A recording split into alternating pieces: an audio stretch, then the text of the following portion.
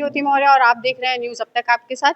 इस वक्त मेरी मौजूदगी जनपद जौनपुर के सिविल कोर्ट में है, जहां पे यहाँ के जो कुछ अधिवक्ता हैं उनके साथ फ्रॉडगिरी हुई थी।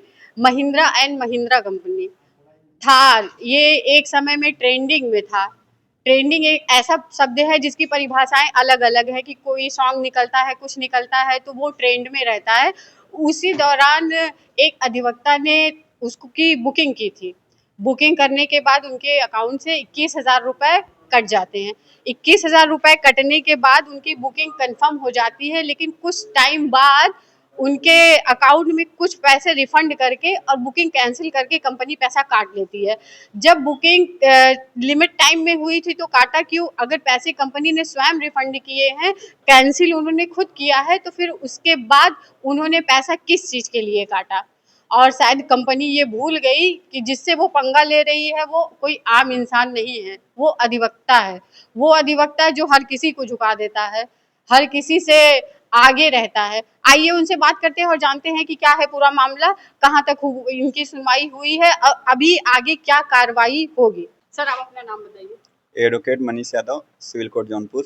अच्छा, तो ये जो इतने टाइम से आपका मामला महिंद्रा एंड महिंद्रा कंपनी पे मुकदमा आपने एफआईआर दर्ज कराया, तो ये क्या है पूरा मामला? मामला ये है, एक थार रॉक्स नई गाड़ी आई थी, तो इसकी बुकिंग स्टार्ट हुई थी 3 अक्टूबर को।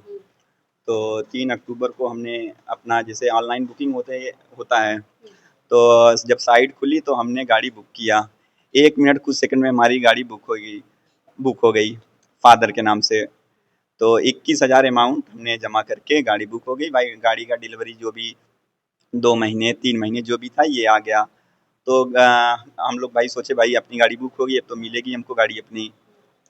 तो कुछ दिन बाद गाड़ी हमारी कैंसिल कर देते हैं, और कैंसिल करने के बाद ये हमारा 21,000 जो था, 21,000 में से 2100 रुपये काट लेते हैं, और बिना कोई नोटिस, बिना कोई सूचना के काट लिए। फिर हमने कंपनी स्टार मोटर्स के पास फ़ोन किया, ये बोला कि आपका कोई डॉक्यूमेंट इशू, मतलब ये हमको बहकाने लगा। अच्छा, आप पूछ रहे थे कि क्या प्रॉब्लम हुई कि मेरा कैंसिल हो गया, जैसे आपने लिमिटेशन टाइम में बुक किया था। जी जी, टाइम बचा था। टाइम ऑनलाइन जब ये अब जैसे जो नए गाड़ी आती हैं तो इसमें ये सिस्टम है कि ऑनलाइन बुकिंग होती है, आप बुक कर दोगे, आपको ये आ जाएगा कि आपको कब मिलना है कब नहीं।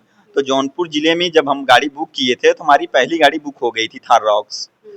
फिर ये हमारी गाड़ी किसी दूसरे पर्सन को एक्स्ट्रा पैसा लेके, भाई सुनने में हमको आया, उन्हीं के एजेंसी से हमको बताए कि भाई आपकी गाड़ी किसी अदर पर्सन को 2.5 लाख लेके एक्स्ट्रा दे दिए।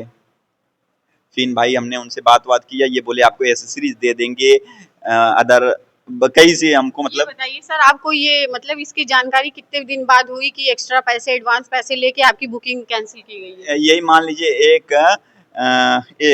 मान लीजिए 1 डेढ़ महीने बाद हम हमारी गाड़ी कैंसिल कर दिए हैं। फिर जब कैंसिल कर दिए तो फिर हमने कंपनी से, स्टार मोटर से बात किया। जब कोई रिलीफ नहीं मिला हमको तो हमने एक लीगल नोटिस भेजी, अपने ट्विटर हैंडल से ट्वीट किया, तो यहाँ से हमको मैसेज आया, तो सब लोग आए हमसे मिले विले, तो सब यही ले दे के सब मामला अपना सेटलमेंट करना चाह रहे थे। तो फिर यहाँ भी बात नहीं बन पाई ये लोगों का, फिर हमके भाई हमारी गाड़ी दीजिए, तब नहीं हुआ। तो लेने देने से क्या मतलब है आपका? मतलब यही कि हम आपको एसेसरीज दे रहे हैं, ठीक है सर, आपकी गाड़ी हो गई, गलती से हो गया।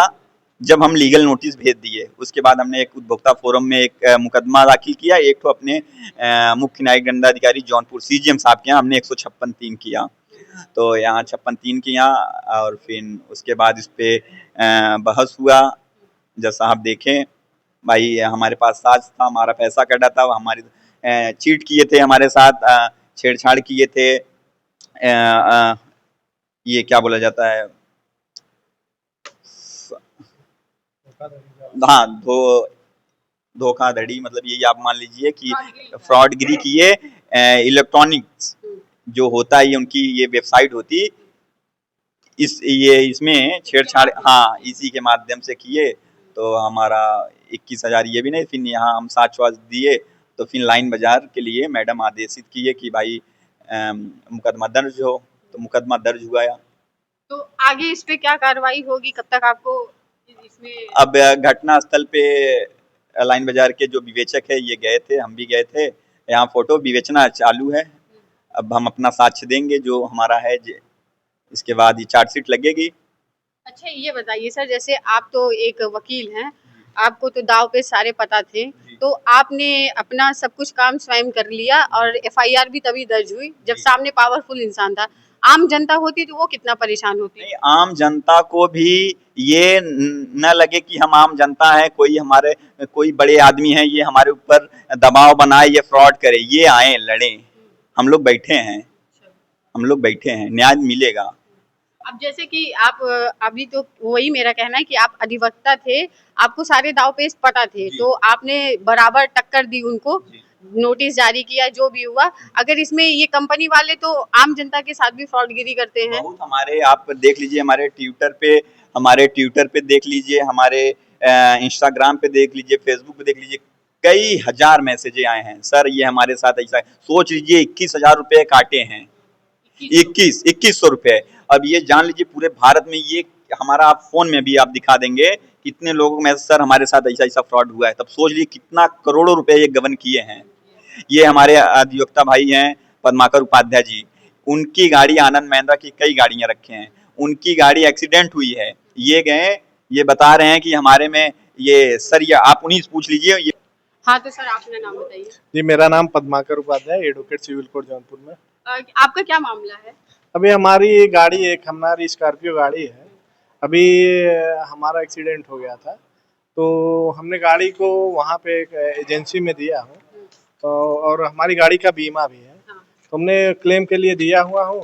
समय सीमा भी बची हुई है। समय सीमा भी बची हुई है। और अभी हमारे पास शायद एक फ़ोन आया है, हमारे पास तो नहीं आया, हमारे ड्राइवर के पास आया है कि शायद गाड़ी आपकी एक्सीडेंट नहीं हुई है, आपने गाड़ी में सरिया घुसा दिया है।